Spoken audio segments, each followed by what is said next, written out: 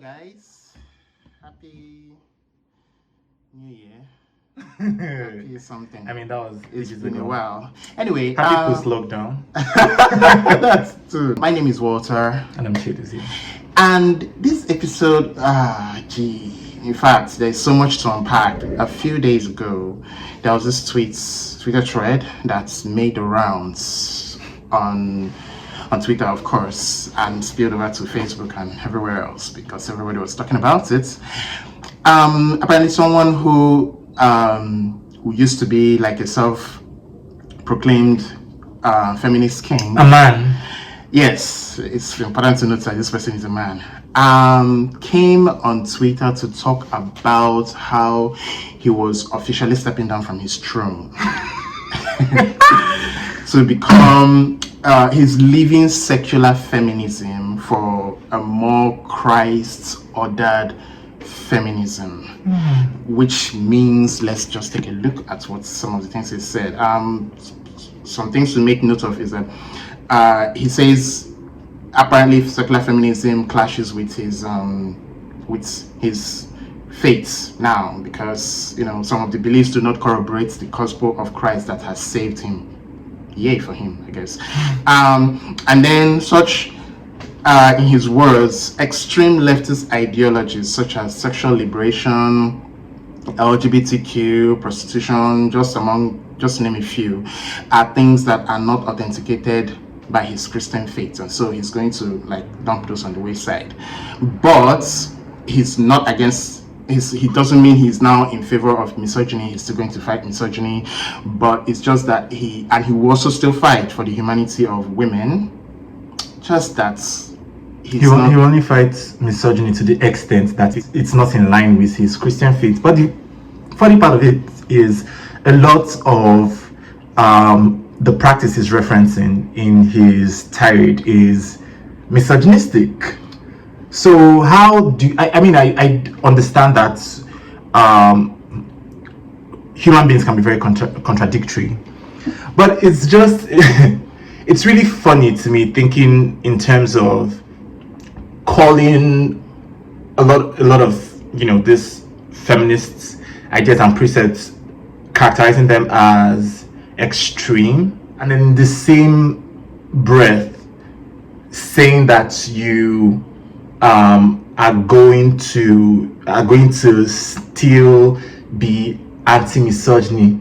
So how are you, how does that work? Why when you are anti-misogyny, how are you then able to sustain this so-called intolerance for misogyny? Because I guess when I was on Twitter going at it with some people, they were like, "Oh, but you don't understand English." What he said is that he can fight for the humanity of women, but he's not going to support their lifestyle, especially for those who are sex workers and those who are lesbians and those who are trans and basically those who are everything. And the thing for me is it's just the megalomania of it all. I mean, this person, this John Doe,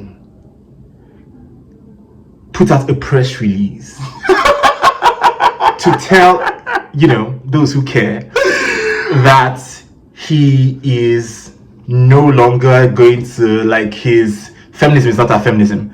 And I'm just thinking, how, what is the point of doing this on social media? It just comes down to attention seeking. Because people change ideas all the time. That's the point of believing anything.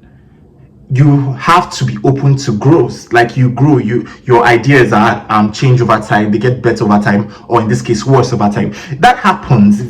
There's nothing special about it. Because why come and make about it? Because here's my thing, though.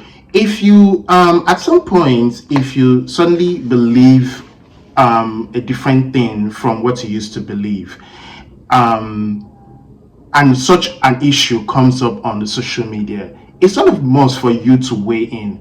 If for instance, you no longer believe in sexual liberation and a topic about women having rights to have sex however they want comes up on the social media, if you don't believe in it, you really don't have to weigh in it.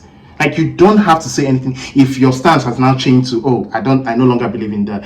If the topic about the LGBTQ comes up on social media and people are talking about it, like, the point is, there's this tendency for people to always have something to say. It's narcissism. Even there's some things about the things he's now eschewing because of his Christian beliefs that just feel like it's not even a matter of an opinion. It's not an opinion to have, an opinion to fight against, or to say, you know what, I'm not going to do this or do that. Because I was talking about when the person who was telling me that I didn't understand what he said, that is what he's saying is that he's going to fight for your humanity, just not going to subscribe to your lifestyle.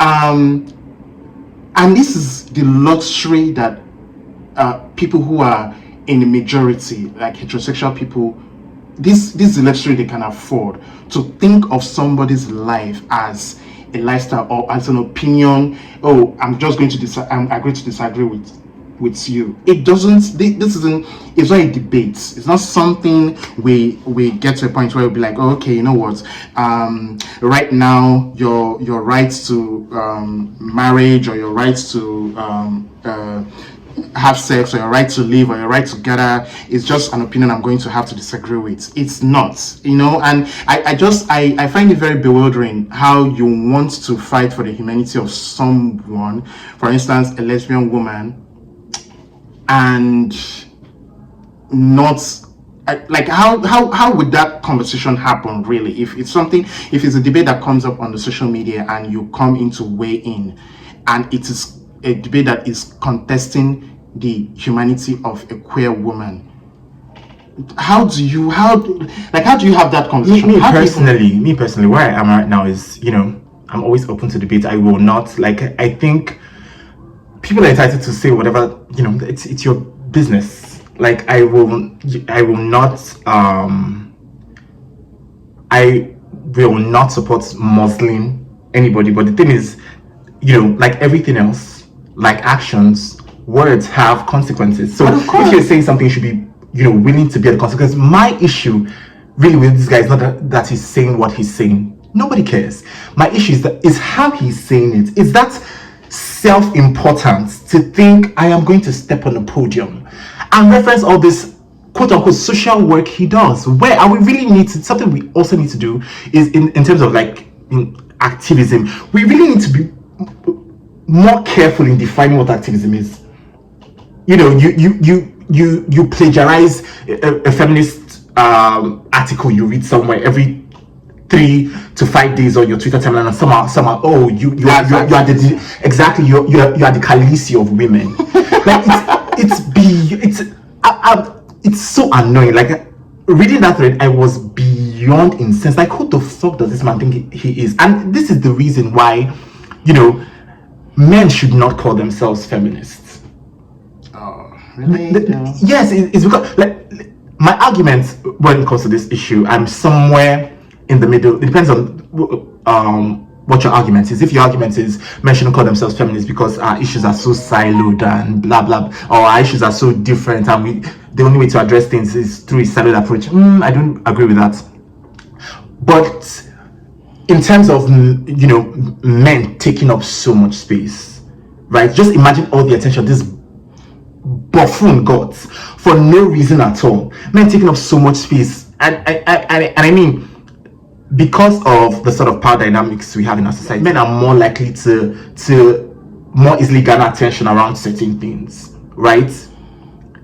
But then when you are calling yourself a feminist, it's taking up space that should be taken up by women who are doing the work, but because of the fact that this status quo is in place and they don't have as much access as you, and people are probably not paying as much attention to them as you, for no other reason that you're a man, you're then taking up the space that, you know, people are actually putting in the work for themselves should be taking. And, you know, all this whole thing, this whole savior nonsense is something else that really annoys me.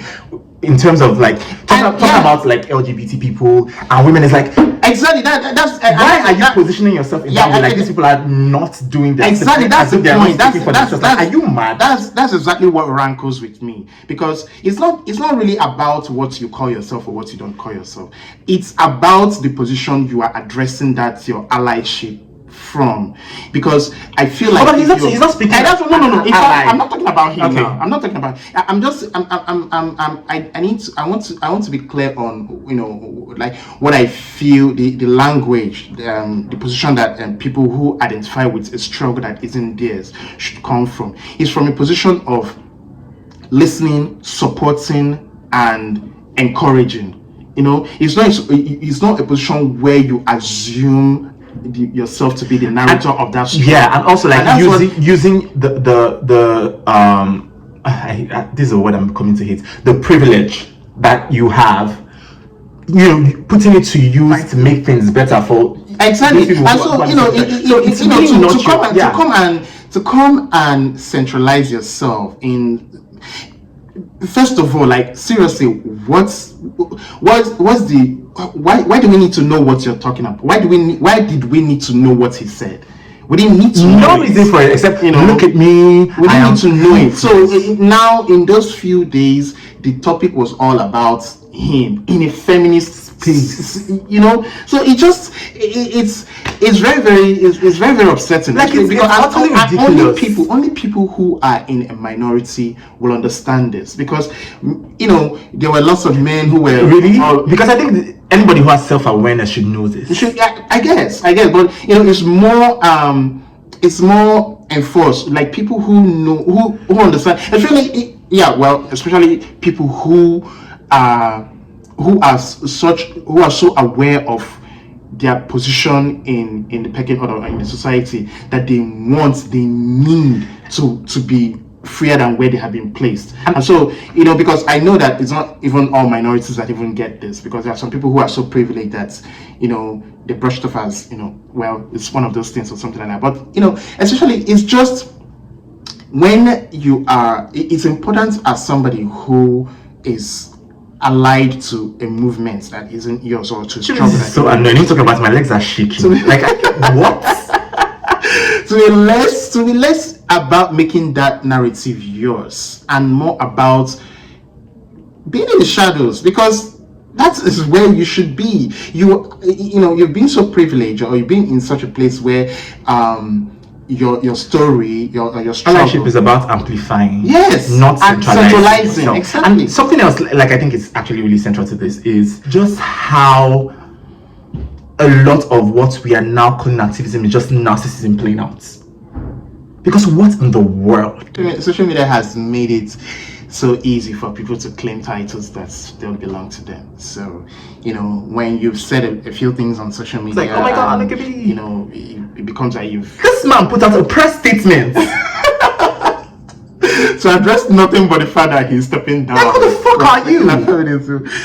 Anyway, it's really, ultimately, this episode is for people who are part of the struggles and who are actually doing the work, and who feel unrecognized and unseen by the public, you know, in spite of the things that they do, to the women who are actually doing something and not just pontificating on Twitter, to the LGBTQ people who are actually doing the struggle, who are trying to make their environments and the people around them, their communities, better.